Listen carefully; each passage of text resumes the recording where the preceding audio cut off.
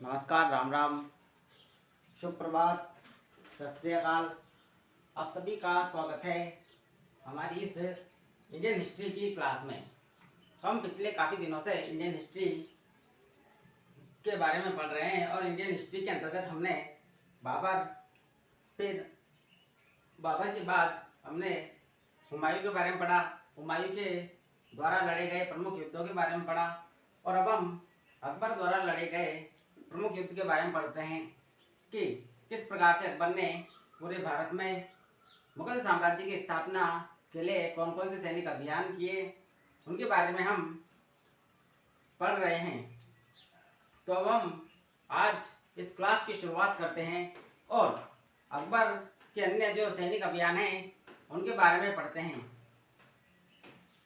तो हम पढ़ रहे हैं भारतीय इतिहास।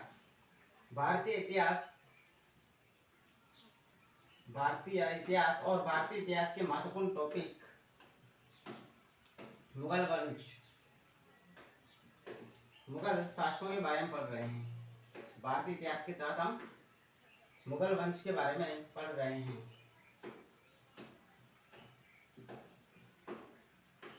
अब हम अकबर के जो अन्य सैनिक अभियान है उनके बारे में देखते हैं। अकबर ने 1572 और 1573 में गुजरात अभियान किया। 1572 में जब उसने प्रथम बार गुजरात अभियान किया तो इस समय सेनापति था अब्दुल अजीज कोका। अब्दुल अजीज कोका ने गुजरात के शासक मुजफ्फर खान को 1572 में पराजित कर दिया। फिर 1573 में मुजफ्फर खान के पुत्र हुसैन मिर्जा ने विद्रोह कर दिया और इस समय अकबर था फतेहपुर सीकरी में। इस समय अकबर फतेहपुर सीकरी में था तो अकबर ने स्वयं ही आकर शीघ्रता से मिर्जा हुसैन के विद्रोह का दमन किया और अकबर के द्वारा शीघ्रता से किया गया गुजरात विद्रोह का दमन, इसे इतिहासकार स्मिथ ने अकबर के द्रुतगामी अभियान की संज्ञा दी। अकबर के द्रुतगामी अभियान की संज्ञा दी और गुजरात अभियान के दौरान ही अकबर ने समुद्र के दर्शन किए। इतना क्लियर है? तो हम लिखते हैं अकबर के गुजरात अभियान किया। तो अकबर का गुजरात अभियान, गुजरात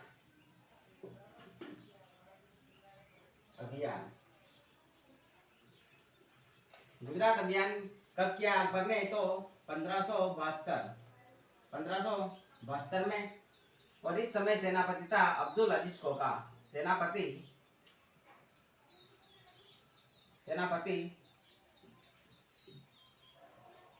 अब्दुल अजीज कोका इस समय सेनापति था और अब्दुल अजीज कोका ने गुजरात के शासक मुजफ्फर खान को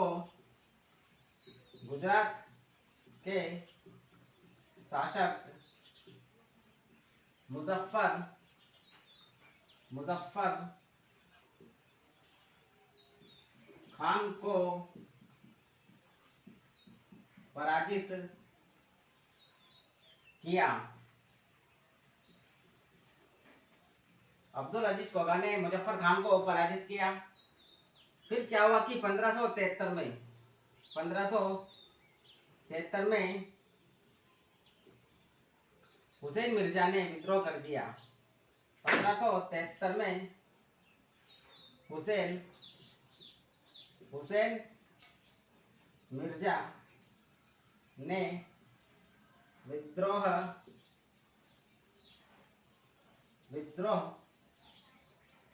कर दिया और इस समय अकबर था फतेहपुर सीकरी में। इस समय अकबर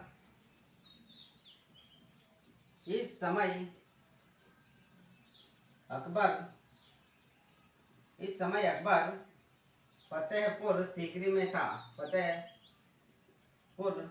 फतेहपुर सीकरी में था। इस समय अकबर था फतेहपुर सीकरी में।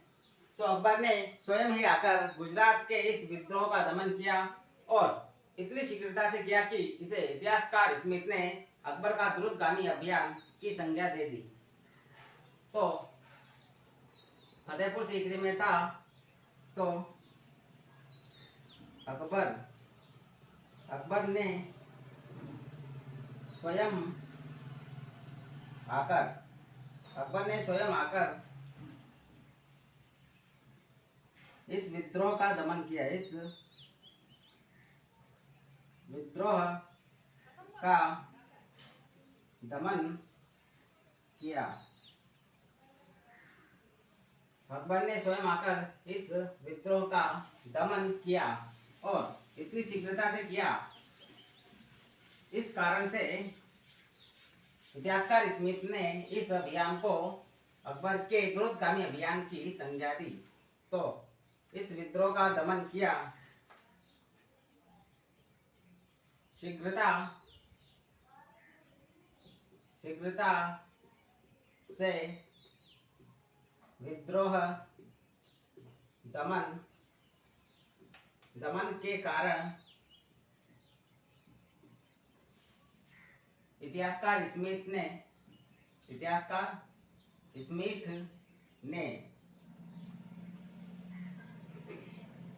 इस अभियान को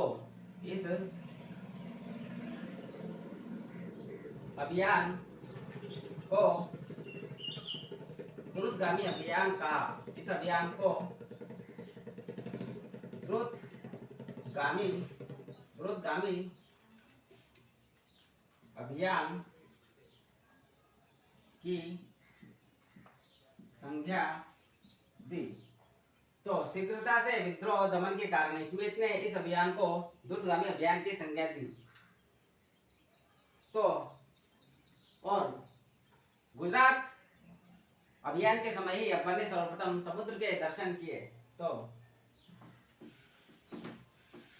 गुजरात अभियान के समय ही अकबर ने सर्वप्रथम समुद्र के दर्शन किए। यह पिछली परीक्षाओं में पूछा गया है कि अकबर ने सर्वप्रथम समुद्र के दर्शन कब किए। तो गुजरात अभियान के समय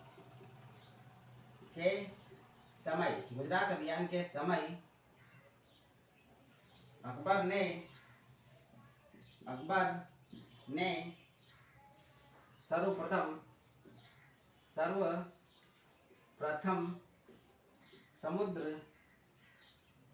समुद्र के दर्शन किए। तो देखिए, गुजरात अभियान के समय ही अकबर ने सर्वप्रथम समुद्र के दर्शन किए। तो हमने अकबर का गुजरात अभियान देखा कि अकबर ने 2 बार गुजरात अभियान किया, 1572 और 1573।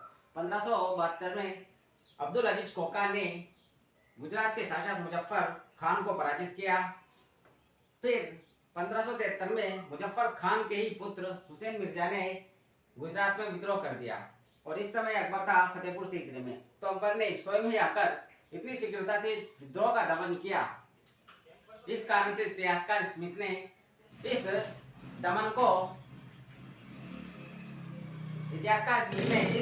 विद्रोह के दमन को अकबर के द्रुतगामी अभियान की संज्ञा दी। इतना समझ में आया। अब हम अगले अभियान की चर्चा करते हैं। अकबर का अगला जो अभियान है वो है हल्दी घाटी का अभियान। हल्दी घाटी का युद्ध, जो कि महाराणा प्रताप और अकबर के बीच लड़ा गया। तो अकबर का नेक्स्ट अभियान है मेवाड़ अभियान। इस अभियान में अकबर ने हल्दी घाटी का युद्ध लड़ा और यह युद्ध महाराणा प्रताप और अकबर के बीच लड़ा गया। यह युद्ध कब लड़ा गया? तो 18 जून 1576 को हल्दी घाटी का युद्ध लड़ा गया और गोपीनाथ शर्मा के अनुसार यह युद्ध 21 जून 1576 को लड़ा गया। इस युद्ध की योजना अकबर और मान सिंह ने मैगनीज दुर्ग अजमेर से बनाई। इस युद्ध का सेनापति मानसिंह को बनाया गया और इस युद्ध में मुगल हाथी थे गजमुक्ता और मर्दाना। यह दो मुगल सेना के हाथी थे। इस युद्ध के अन्य नाम क्या क्या हैं? तो इस युद्ध को खमनोर का युद्ध कहा, अबुल फजल ने। गोगुंदा का युद्ध कहा, बदायूनी ने। निर्णायक युद्ध कहा, इतिहासकार गोपीनाथ शर्मा ने, क्योंकि इस युद्ध का उद्देश्य था महाराणा प्रताप को अधीनता स्वीकार करवाना या फिर उन्हें उनका अवध करना। तो मुगल सेना यह काम नहीं कर पाई, इसलिए इतिहासकार गोपीनाथ शर्मा ने इसे निर्णायक युद्ध कहा। मेवाड़ की थर्मोपल्ली, तो कर्नल जेम्स टॉड ने इस युद्ध को मेवाड़ की थर्मोपल्ली कहा। तो हम लिखते हैं इस युद्ध के बारे में, हल्दी घाटी का युद्ध। हल्दी घाटी का युद्ध कब लड़ा गया? यह 18 जून 1576 को। कब लड़ा गया हल्दी घाटी का युद्ध? 18 जून 1576 को। और गोपीनाथ शर्मा के अनुसार पूछे कि गोपीनाथ शर्मा के अनुसार यह युद्ध कब लड़ा गया, तो गोपीनाथ शर्मा के अनुसार यह युद्ध 21 जून 1576 को लड़ा गया। गोपीनाथ शर्मा के अनुसार यदि पूछा जाए कि यह युद्ध कब लड़ा गया, तो 21 जून 1576 को। ठीक, इस युद्ध के अन्य नाम क्या क्या हैं? तो इस युद्ध के अन्य नाम, अबुल फजल ने इसे खमनोर का युद्ध कहा। तो इसने अबुल फजल ने इसे क्या कहा? तो खमनोर का युद्ध। खमनोर का युद्ध, अबुल फजल ने इसे खमनोर का युद्ध कहा। बदायूनी ने इसे गोगुंदा का युद्ध कहा। बदायूनी ने क्या कहा? तो गोगुंदा। बदायूनी ने गोगुंदा का युद्ध, बदायूनी ने इसे गोगुंदा का युद्ध कहा। और गोपीनाथ शर्मा ने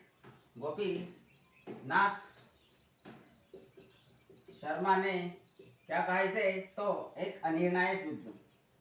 अनिर्णायक युद्ध, अनिर्णायक युद्ध। इतिहासकार गोपीनाथ शर्मा ने इसे अनिर्णायक युद्ध कहा। और मेवाड़ की थर्मोपल्ली, मेवाड़ की थर्मोपल्ली, मेवाड़ की थर्मोपल्ली या थर्मोपल्ली किसने कहा? तो कर्नल जेम्स टॉड ने। Colonel James Tod, colonel James Tod ने इसे मेवाड़ की थर्मोपल्ली कहा। तो हल्दी घाटी का युद्ध 18 जून 1576 को हुआ और गोपीनाथ शर्मा के अनुसार 21 जून 1576 को। इसके अन्य नाम है, अबुल फजल ने इसे खमनोर का युद्ध कहा। बदायूनी ने इसे गोगुंदा का युद्ध कहा। गोपीनाथ शर्मा ने इसे अनिर्णायक युद्ध कहा। और मेवाड़ की थर्मोपल्ली, तो कर्नल जेम्स टॉड ने इसे मेवाड़ की थर्मोपल्ली कहा। इस युद्ध की योजना किसने बनाई? तो इस युद्ध की योजना अकबर और मानसिंह ने। अकबर व मानसिंह, अकबर व मानसिंह ने मैगनीज दुर्ग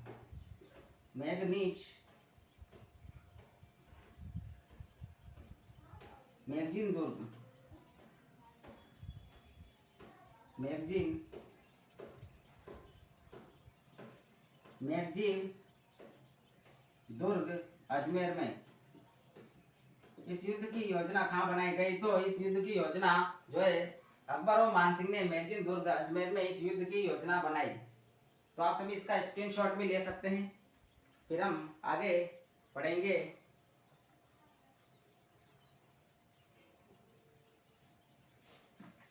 अब हम आगे देखते हैं इस युद्ध के बारे में। तो महाराणा प्रताप और अकबर के बीच यह युद्ध लड़ा गया।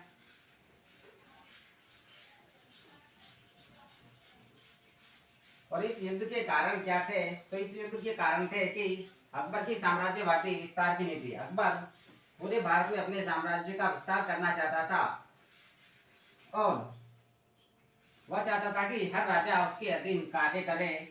तो अकबर सभी राजाओं को अपने अधीन करना चाहता था, परंतु महाराणा प्रताप ने अकबर की अधीनता स्वीकार नहीं की और 4 शिष्टमंडल भेजे।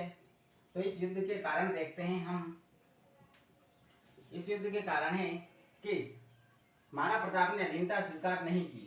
क्या? तो अधीनता स्वीकार नहीं करना, महाराणा प्रताप ने अधीनता स्वीकार नहीं की। तो अधीनता स्वीकार नहीं करना। नंबर सेकंड कारण है कि प्रतिनिधि मंडल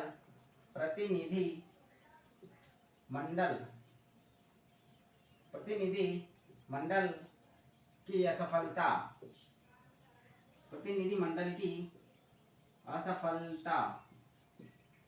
अकबर ने महाराणा प्रताप को समझाने के लिए 4 प्रतिनिधि मंडल भेजे। कौन कौन से थे? तो नंबर फर्स्ट पर भेजा उसने जलाल खां, जो कि 1572 में महाराणा प्रताप को समझाने के लिए आया कि आप अकबर की अधीनता स्वीकार कर लीजिए। फिर नंबर 2 पर आया मान सिंह,